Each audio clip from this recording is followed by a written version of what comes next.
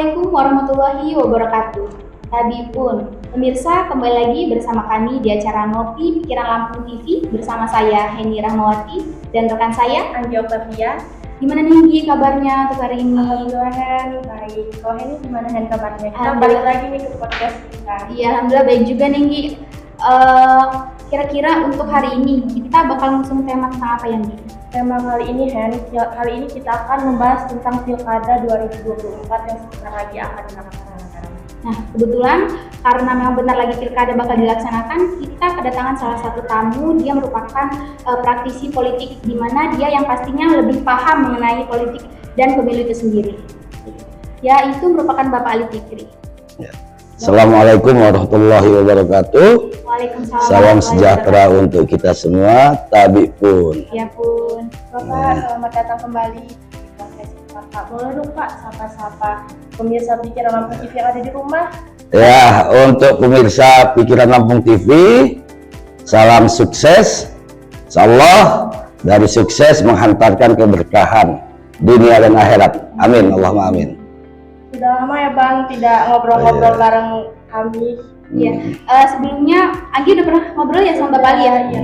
Iya, udah pernah ya. Kalau saya sendiri belum pernah yang ngobrol sama Bapak Ali sebelumnya. Kalau saya enaknya manggil Bapak atau Abang nih Pak? Kayaknya kalau Bapak tua banget ya. Terserah kalau manggil, terserah. Pengennya si muda terus. Oh, berarti enaknya panggilnya Tapi terserah lah, mau panggil Bapak boleh, Abang boleh. Ya udah, supaya lebih nyaman dan lebih akrab lagi, saya panggilnya Abang Ali aja ya. Siap, Ya, siap. sebelumnya Abang Ali udah kenal belum nama saya? Iya. Nanti kalau kenal lebih minta nomor telepon juga saya. Waduh, belakang itu mah banget ya. Ya karena kalau kita mau ngobrol pastinya kalau mau lebih akrab lagi kita harus saling tahu nama dulu ya. Iya. Kenalin nama saya Heni Rahmawati ya Bang ya. Siap Hera ya. Sama ini Kayaknya. masih ingat gak Bang? Pasti ingat Anggi. Masih ingat ya, masih ingat loh Anggi, ingat loh. Gitu. Untuk hari ini kita mengusung tema yang tadi ya Bang tentang pilkada atau pemilihan daerah. Nah, bagaimana nih Bang tanggapan Abang tentang fenomena yang sekarang banyak banget bakal calon muda? Ya, bersyukur. Oh, bersyukur. Bersyukur banyak kaum muda yang sudah berkiprah di ranah politik. Bersyukur pemuda-pemuda sadar untuk berbuat lebih kepada daerah maupun wilayahnya. Jadi ada satu semangat yang baik, artinya di pemilu kada kali ini banyak kaum muda bermunculan. Kita akan susah, akan repot kalau pemuda-pemuda sudah nggak peduli. Nah itu, saya rasa saya menyambut hangatlah para kaum muda yang terjun ke ranah politik, terkhusus pada pilkada 2024 ini. Yang pasti karena mereka kaum muda itu sendiri menganggap dan beranggapan bahwa politik ataupun negara kita ini penting gitu ya Pak. Jadi mereka secara langsung juga terjun di pemilu itu sendiri. Iya betul. Jadi menurut Abang apakah kaum muda itu bisa membawakan perkembangan ya Hen untuk kampung ini, kemajuan untuk kampung Bang? Jadi kenapa enggak, bukan yang tua, bukan yang muda saat ini. Artinya tinggal kapabilitas mereka, artinya emang kapabel enggak mereka memimpin, punya visi enggak mereka memimpin, artinya itu yang jadi bahan pertimbangan kalau kita mau objektif. Jadi nggak ada dikotomi tua dan muda, karena republik ini juga berdiri karena kaum muda loh, ingat nggak? Iya. Hasil kerja kaum muda pada peristiwa Rengas Dengklok. Cocok? Jadi jangan nggak semangat pemuda. Benar banget ya Bang. Bahwasanya juga dari sejarahnya dulu juga kita punya sendiri. Berarti kan secara langsung pemuda itu terjun langsung ke dalam kemerdekaan negara. Ini kan pandangan Abang sebagai praktisi politik yang mana Abang pastinya paham tentang politik sendiri, negara-negara kita juga. Nah, kalau seandainya tanggapan kita nih Bang sebagai masyarakat umum atau masyarakat awam beranggapan pasti banyak masyarakat yang beranggapan bahwa bakal calon tua dan muda itu mulai dari kemampuannya beda, kemampuan atau kapasitasnya sendiri itu beda antara tua dan muda. Bagaimana tanggapan Abang? Jadi seperti ini ya, artinya bicara pemuda yang senior ataupun junior, kita nggak dikotomi tentang itulah ya. Tapi paling tidak memang ada masih beberapa, terutama mungkin para senior lah ya, para senior tadi sepertinya kurang legowo kalau ada junior yang mau maju. Iya. Jadi saat ini orang bilang generasi apa? Gen Z, iya. Gen Z, Kami sendiri Gen Z. eranya milenial. Iya, benar. Dan kita sama-sama tahu akan sambut Indonesia Emas pada 2045, ya kan? Nah, pemuda-pemuda saat inilah yang menentukan Indonesia Emas 2045 itu terwujud atau tidak. Nah, dengan adanya para calon kepala daerah dari yang muda ini, insya Allah artinya akan apa ya, banyak diterima oleh masyarakat, karena saat ini pemilih itu hampir 60% banyak pemilih kaum milenial, orang yang dalam usia produktif dari 18 sampai dengan 40 tahun itu sampai dengan 60%. Nah, tentunya kayaknya jarang anak muda mau pilih yang tua, gitu nggak kira-kira? Kalau abang sendiri termasuk Gen Z atau milenial? Nah, jadi kalau saya ditanya Gen Z atau milenial, ya udahlah, milenial hayo, Gen Z hayo, yang tua juga hayo. Ayo semua. Karena di pertengahan sih, di pertengahan. Maksudnya Gen Z atau milenial nih. Jadi itu strategis untuk para pemuda, kaum muda yang saat ini mencalonkan diri, karena mata pilih saat ini didominasi oleh usia produktif 18 sampai dengan 40 tahun.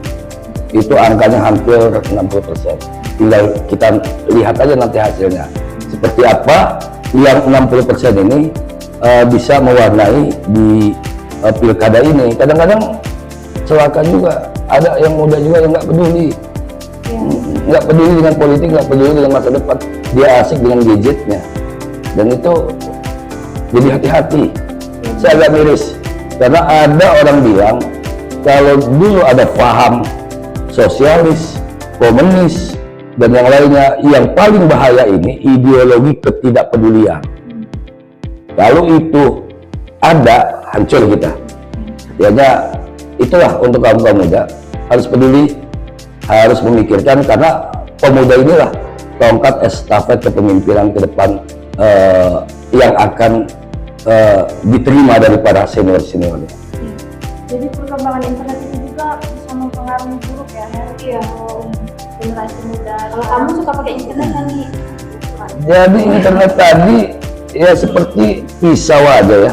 Pisau tadi kalau katanya digunakan untuk hal-hal yang baik ya banyak manfaat. Seperti itu. Kita nggak boleh juga antipati dengan teknologi. Iya. Tinggal bagaimana kita pakai teknologi tadi dengan baik dan sehat. Orang bilang kan teknologi ini dunia dalam genggaman saat ini. Iya, benar. Informasi di genggaman melalui teknologi sendiri. Iya. Memberikan dampak positif. Oh iya, Benar juga. iya, tinggal personalnya masing-masing. Gimana cara, ya sebenarnya memang dia sudah tentang teknologi itu sendiri ya. Iya. Teknologi itu memang kalau untuk kaum muda atau kaum yang bukan kaum muda, lebih ke kaum yang anak kecil, itu sekarang rata-rata kan udah banyak ya. Iya.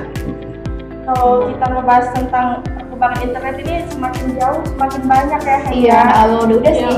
Gimana kalau kita kembali Kita next lagi ya, lanjut ke pertanyaannya. Iya. Bang, kalau pemilih itu bisa dipengaruhi tidak sih Bang untuk menentukan dia bisa memilih siapa, Iya. siapa? Jadi sudah pasti pemilih ini terbagi dalam 3 kelompok. Ada pemilih yang rasional, ada pemilih yang masih tradisional, dan ada pemilih yang pragmatik. Pemilih yang rasionalnya dia akan cari informasi, cari tahu siapa calon yang punya program yang baik, calon setelah program yang baik tadi itu dia lihat integritasnya, jejak rekamnya, dan seterusnya. nggak ada embel-embel lainnya. Itulah pemilih-pemilih yang rasional. Pemilih yang tradisional tadi itu hanya karena saudara. Jadi dia sudah mengabaikan orang ini layak dipilih atau tidak. Dan yang celaka pemilih pragmatis. Orang-orang di pinggir jalan warung kopi itu picis. Iya. Wani piro, nomor piro, wani piro. Nah itu yang celaka, itu yang menghancurkan demokrasi kita saat ini. Tapi sebenarnya kalau bicara tentang embel-embel gini tadi Bang ya, Iya. dari zaman dulu memang sampai saat ini itu masih menjadi PR dalam negara ini sendiri ya Pak? Jadi gini, bicara pragmatisme tadi itu kan berawal dari, kalau saya pribadi, berawal dari para praktisi politik, para elit-elit politik sendiri yang artinya memulainya. Sehingganya dulu enggak, jadi pemilu yang paling fair, pemilu yang paling baik, pemilu yang paling berkualitas dulu pemilu tahun 1955, pemilu pertama kali di era Soekarno, kemudian pemilu 99 pasca runtuhnya Orde Baru. Iya. Itulah pemilu yang bisa kita katakan baik, bisa kita katakan baik, pemilu berjalan dengan fair, sekalipun di posisi tersebut masih bisa dikatakan posisi-posisi transisi menuju era demokrasi yang punya kualitas. Artinya di saat itu pemilih nggak memikirkan uangnya saja, money politik nggak ada saat itu. Dia mau tahu apa programnya dan sebagainya. Cuma setelah 99 kemari, ini berimbas daripada partai yang tidak ingin kalah, bagaimana mewujudkan kemenangan. Kemudian setelah menang, mereka itu abai dengan konsekuensinya, sehingga masyarakat artinya kecewa. Kecewanya dia lampiaskan pada saat pemilu berikutnya, nggak ada urusan mau partai apa, yang penting saya dikasih uang atau ada uangnya. Akhirnya itu terjadi, dan ini sudah di titik nadir tentang pemilu kita ini, tentang money politik, tentang liberalnya demokrasi di Indonesia ini, yang dalam artian nggak menghasilkan sesuatu yang baik, artinya bukan pemilu yang menghasilkan pemimpin yang berkualitas, tapi pemilu menghasilkan orang-orang yang karena kuantitas akhirnya mereka jadi pemimpin karena banyak yang milih, dia nggak punya kapasitas dan nggak punya kapabilitas. Karena banyak yang milih, akhirnya dia jadi pemimpin, jadi wakil rakyat. Itu yang celaka kan, pada akhirnya rakyat juga yang rugi. Bang, kalau tradisi buruk seperti itu bisa dihilangkan? Kalau menurut saya, dikembalikan sistem pemilu. Karena peserta pemilu adalah partai politik kalau untuk pemilu. Kalau untuk pilkada, itu peserta pilkada adalah pasangan calon yang diusung oleh partai politik, gabungan partai politik, ataupun perseorangan. Nah, bicara tentang pemilu, peserta pemilu ini partai politik. Jadi kembalikan lagi ke sistem proporsional tertutup, sehingganya partai politiklah yang bertanggung jawab apabila ada kadernya yang duduk di legislatif itu tidak baik bekerja. Saat ini kan peserta pemilunya partai politik, tapi dipilih secara langsung. Iya. Jadi pertanggungjawabannya, si pemilih konstituen menuntut partai seperti apa? Loh, kamu yang pilih si anggota dewan ini, kok kamu menuntut partai? Nah, di situ agak rancunya.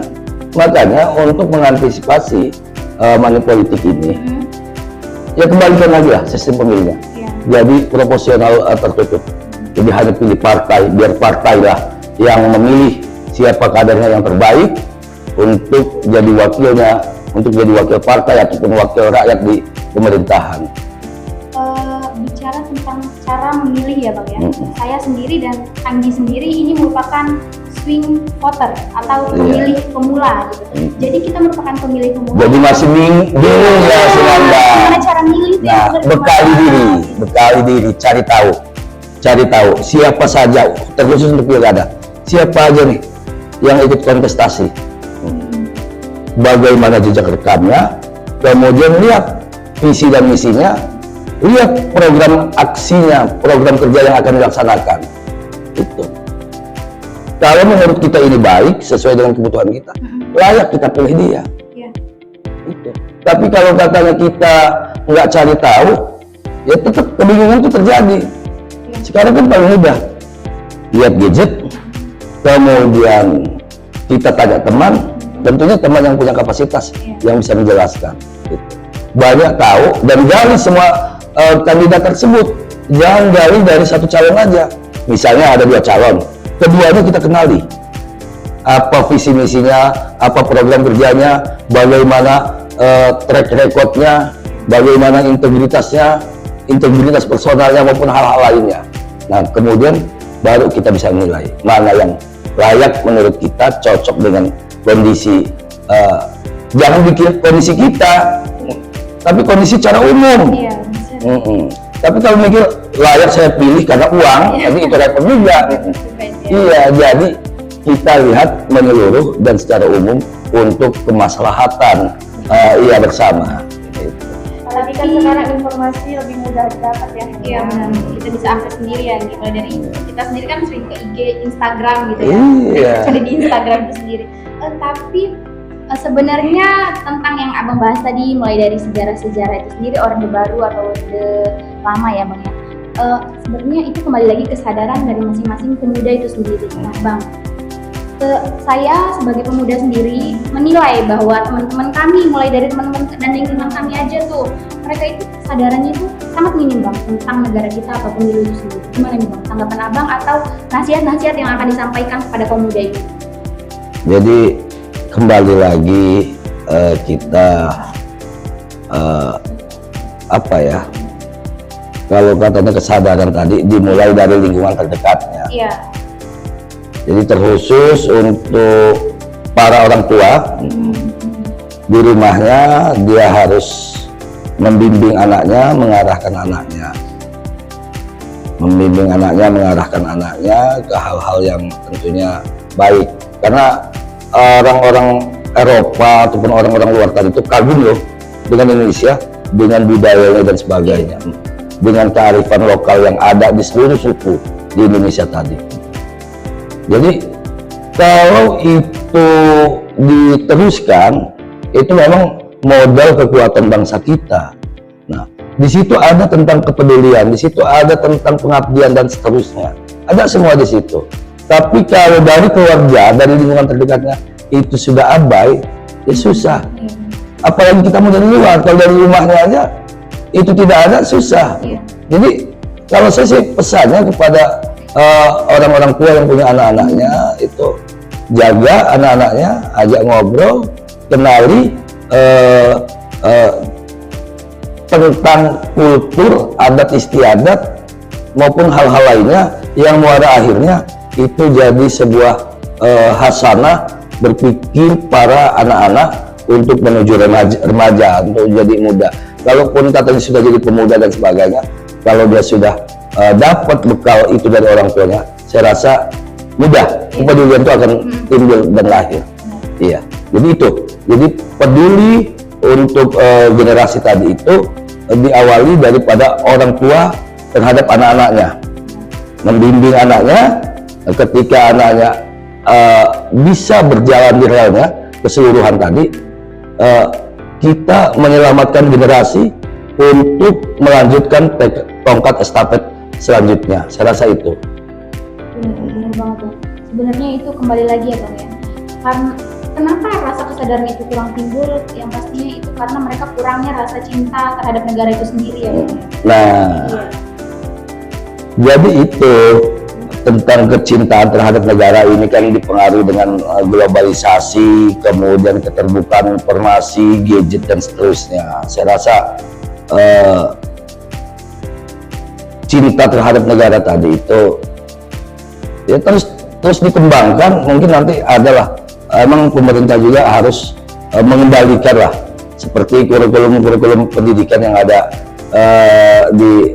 dari tingkat dasar pertama maupun menengah. Seperti kalau dulu ada pendidikan moral Pancasila, ya kan, ada PMP dan seterusnya, kemudian ada wawasan Nusantara atau wawasan kebangsaan kan tentang hal tersebut. Jadi harus terfokus, artinya kurikulum yang pernah ada dahulu tadi itu harus lebih dikembangkan lagi. Artinya bagaimana teknis para ahli yang buatlah nanti itu ahli pendidik bagaimana mengemasnya, kurikulum tersebut dikemas sesuai dengan zamannya. Saya rasa seperti itu. Bang, ngomong-ngomong tentang Bawaslu nih Bang, kalau peran Bawaslu dalam penyelenggaraan pilkada saat ini gimana sih Bang? Nah, memang Bawaslu ini kan salah satu instrumen penegak aturan dalam penyelenggaraan pemilu. Punya kewenangan, bahkan ada kewenangan lebih yang saat ini dimiliki oleh Bawaslu. Utamanya kalau nggak salah itu mereka bisa merekomendasikan untuk diskualifikasi terhadap para kontestasi di pilkada maupun di pemilu. Sekalipun hasil rekomendasinya tadi itu masih ada ruang di ranah hukum yang bisa diuji lagi. Tapi itulah langkah majunya Bawaslu. Cuma itu pada akhirnya kan tidak selesai di tataran Bawaslu saja penyelenggaraan pemilu ini selesai. Yang kedua, sanksi-sanksi yang ada itu juga tidak menghasilkan efek jerah terhadap para pelanggar pemilu. Jadi kurang greget juga, masih apa sih bahasa-bahasa ini. Bawaslu ini kadang-kadang terjebak, oh selalu nunggu loh, mana laporan masyarakatnya, laporannya mana, tidak cukup bukti dan sebagainya. Sementara waktu banyak pelanggaran terjadi yang nyata-nyata di hadapan mereka. Jadi kalaupun ada hal-hal yang terjadi itu, mereka pun masih butuh harus ada pelapornya.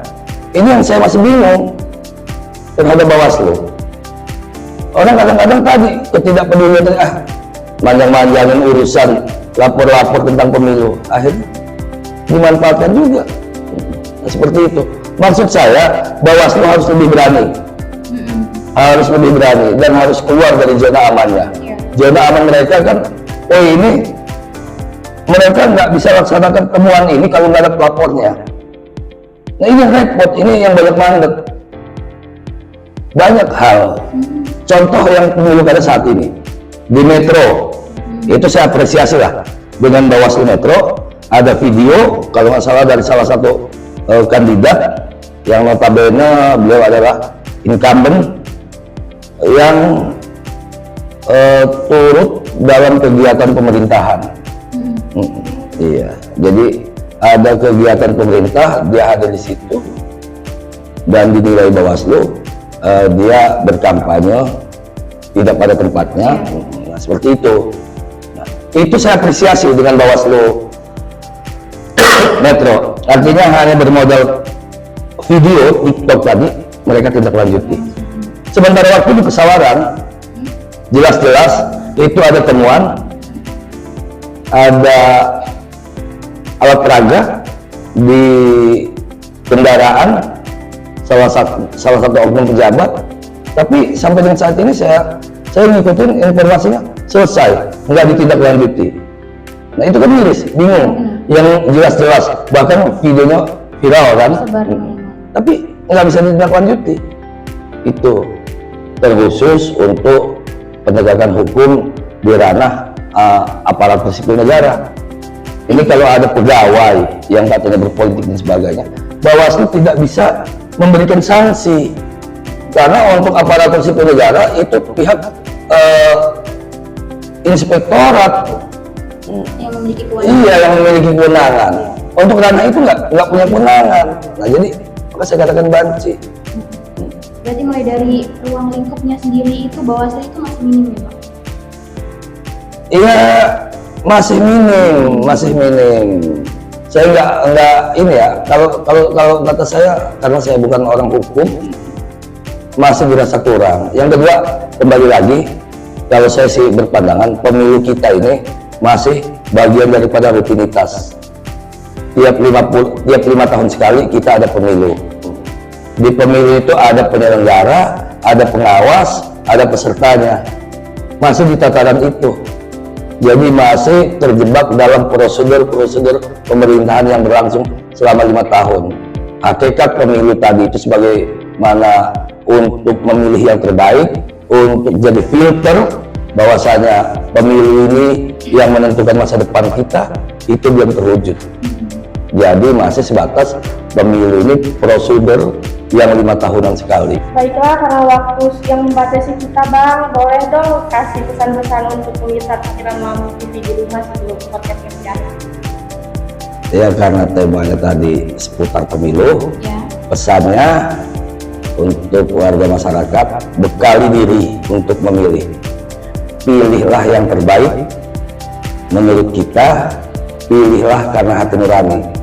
Jangan kebawa suasana, jangan kita terbuai dengan janji-janji, tapi bekali diri kita untuk memilih, cari tahu siapa calonnya, bagaimana programnya, bagaimana integritas personalnya maupun integritas menyeluruh, agar kita tidak terbuai dengan janji-janji kampanye. Saya rasa itu, pilihlah dengan hati nurani.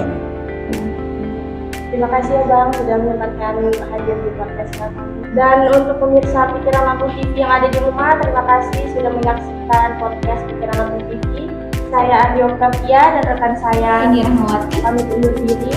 Wassalamualaikum warahmatullahi wabarakatuh. Kami pun. Ya pun, Terima kasih, Bang. ya terima kasih.